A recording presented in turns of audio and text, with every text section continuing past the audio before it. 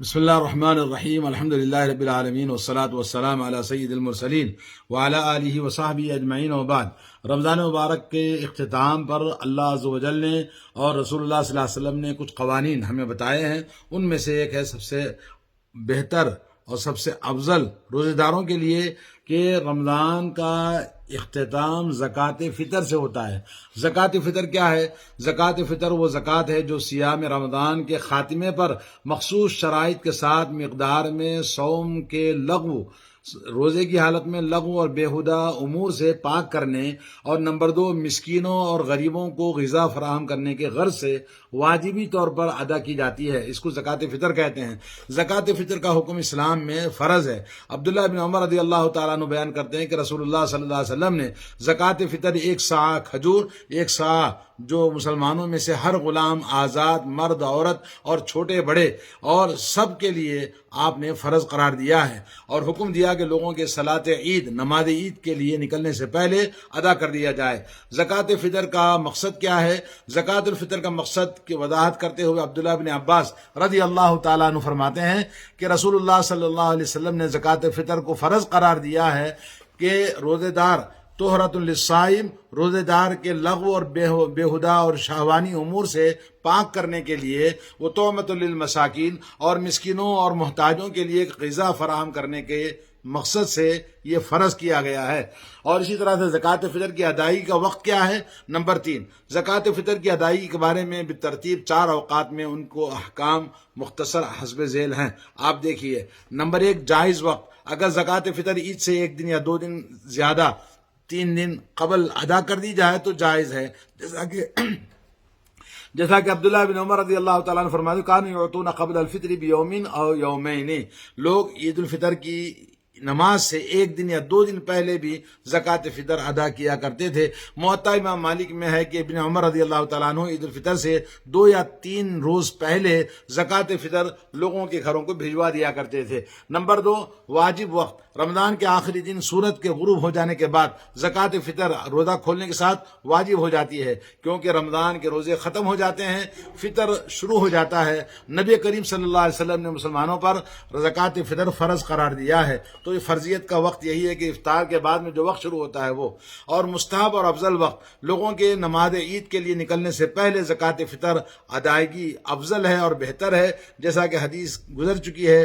وَأَمَرَ بِهَا أَن تُؤَدَّ قَبْلَ خُرُوجِ النَّاسِ إِلَى الصَّلَاةِ، آپ صلی اللہ علیہ وسلم فرمایا کہ زکوٰۃ فطر لوگوں کو نماز عید کے نکلنے سے پہلے ادا کر دیا کرو۔ اور اسی طرح نمبر 4 یہ ہے ممنوع اور غیر مقبول وقت۔ اگر زکوٰۃ فطر کی ادائیگی بلا عذر اس نماز عید سے پہلے نہ کی جائے بلکہ نماز عید کے بعد کی جائے تو ایسا کرنا جائز نہیں ہے، جیسا کہ ارشاد نبوی ہے فمن اداها قبل الصلاة فهو زکوۃ مقبولہ ومن اداها بعد الصلاة فهي صدقۃ من الصدقات، جس نے اسے نماز عید سے پہلے ادا کر دیا تو اس کی زکوٰۃ مقبول ہے، زکوٰۃ فطر، اور جس نے نماز عید کے بعد ادا کیا تو ایک عام صدقہ اس کا شمار ہوگا۔ زکوٰۃ فطر میں کیا ادا کیا جائے؟ یہ عام طور پر لوگ پیسے کے چکر میں رہتے ہیں۔ اللہ کے نبی صلی اللہ علیہ وسلم کی حدیث سنیے، اس بارے میں عبداللہ بن عمر رضی اللہ تعالیٰ عنہ کی صحیح بخاری مسلم میں حدیث ہے کہ کھجور کا ذکر آ چکا ہے، اور ابو سعید خدری رضی اللہ تعالیٰ عنہ کی روایت میں کہتے ہیں کہ کننا نخرج زکوٰۃ الفطر صاعا من طعام، ہم نبی کریم صلی اللہ علیہ وسلم کے زمانے میں زکوٰۃ فطر میں 1 صاع کھانا، جو بھی ہمارا کھانا تھا، 1 صاع جو، 1 صاع کھجور، 1 صاع پنیر، 1 صاع کشمش نکالا کرتے تھے۔ یعنی یہ سب صحیح بخاری مسلم کی حدیثیں ہیں، اور اس میں زکوٰۃ فطر میں نقدی قیمت ادا کی جائے گی یا نہیں، اس پر سوال۔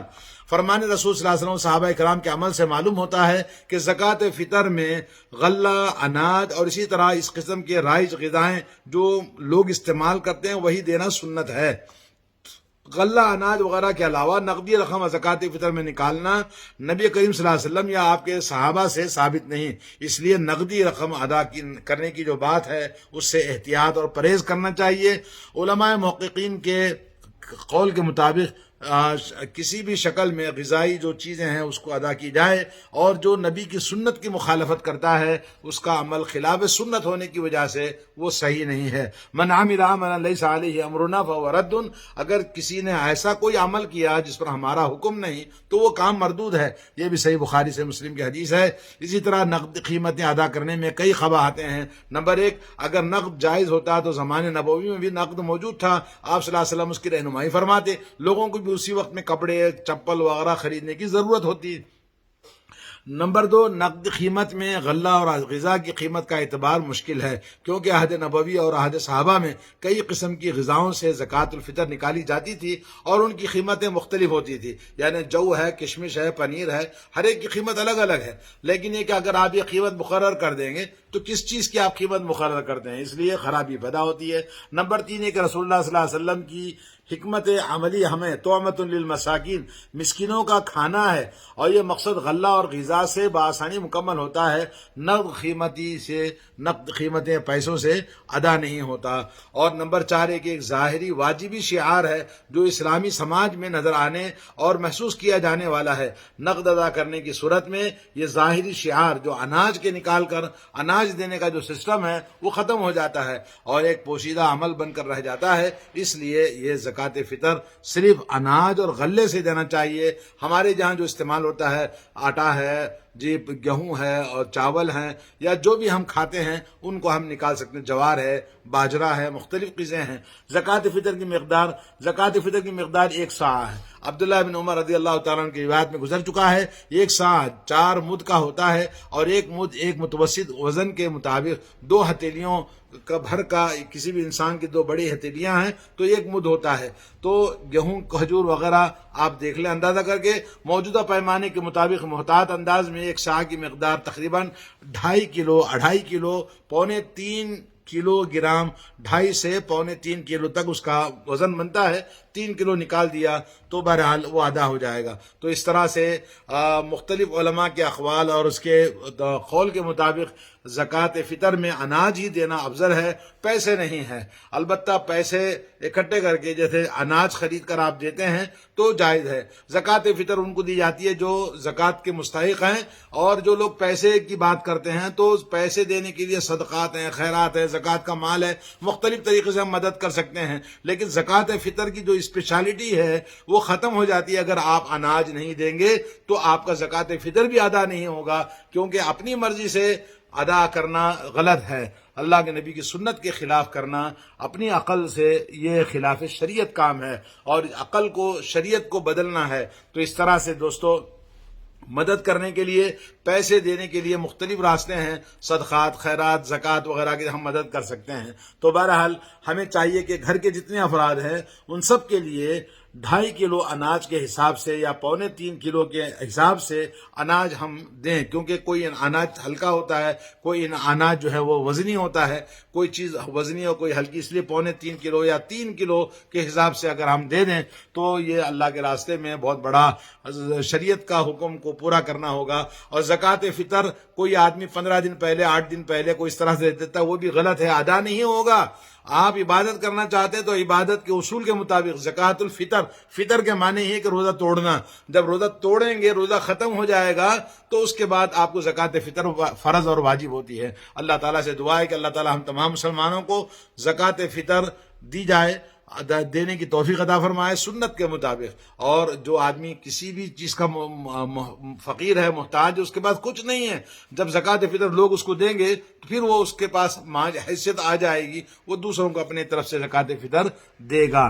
اس طرح سے زکوٰۃ فطر سب کو دینا چاہیے۔ اگرچہ حضرت عثمان اور دوسرے اور بھی سلف میں یہ کہا کہ پیٹ میں اگر بچہ ہے اور جس کے اندر 4 مہینے 5 مہینے سے زیادہ بڑا ہے تو پیٹ کا حمل، تو اس کی طرف سے بھی زکوٰۃ فطر دینا چاہیے، کیونکہ اللہ کے نبی صلی اللہ علیہ وسلم نے کہا کہ پیٹ میں بچہ 5 مہینے کے بعد اللہ تعالیٰ اس کے اندر جان ڈال دیتا ہے، تو وہ بھی ایک انسان کی شکل میں ہے۔ تو پیدا ہونے والے سے لے کر پیٹ کے بچے سے لے کر سب کی زکوٰۃ فطر ادا کرنا، گھر کا جو بڑا ہے، ذمہ دار ہے یا مالدار ہے، اور غریبوں کی طرف سے زکوٰۃ فطر دینا چاہے دے سکتا ہے، نوکروں کی طرف سے دینا چاہے تو دے سکتا ہے، غلاموں کی طرف سے دینا چاہے تو دے سکتا ہے، اور گھر کے تمام افراد کی طرف سے گھر کے جو ذمہ دار ہیں وہ ادا کریں گے۔ اس طرح سے زکوٰۃ فطر ہمارے لیے ابھی ایک وقت شروع ہو گیا ہے، آج 28 رمضان شروع ہوگا اس کے بعد 28 29 2 دن باقی ہیں تو ہم ادا کر سکتے ہیں. اللہ تعالی ہمیں توفیق عطا فرمائے. صلی اللہ علیہ نبینا محمد وعلی آلہ وصحبہ اجمعین.